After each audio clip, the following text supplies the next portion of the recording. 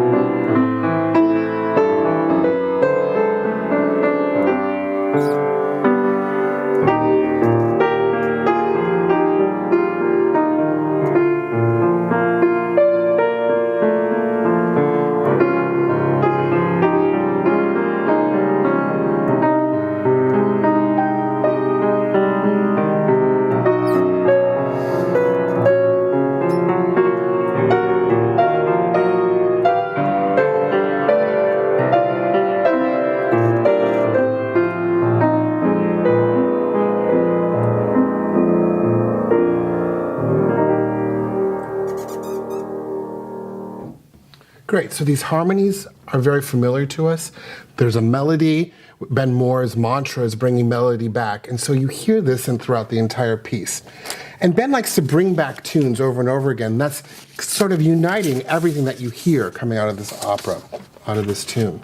Now, I mentioned earlier on there's something called dissonance, and everyone is afraid of dissonance. I love dissonance. And dissonance comes during difficult situations. And here the character Hermann is talking about lies. Here's the text. Lies, more filthy lies. Hermann the lover lies. Hermann the philosopher lies. He's talking about lies. Difficult situation, and this is the accompaniment that happens here.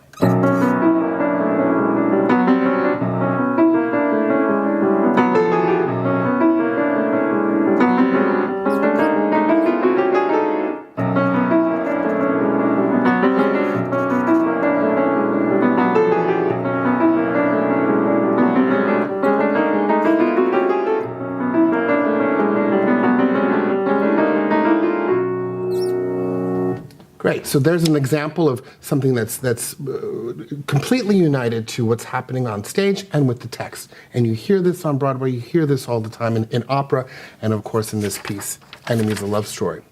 Another one of Ben's favorite moments is at the top of Act 2, and there's a wonderful violin solo. And we're going back to this harmonious, this sound that's very accessible to us.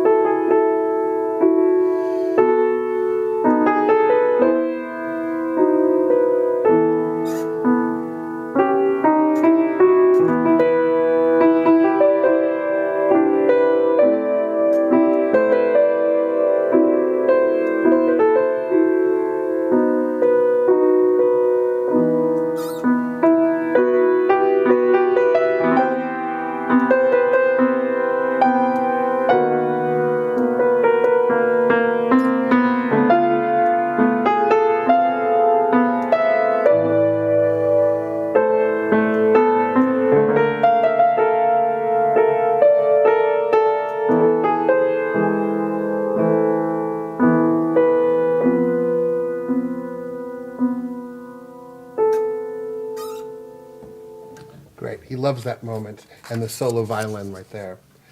Another example, and this is going back to the wonderful sonorous qualities that he has in this score, but also brings something in the klezmer style, which is associated with the Jewish music. It's very modal in its qualities. It's very speech-like, and he introduces this many times throughout the piece.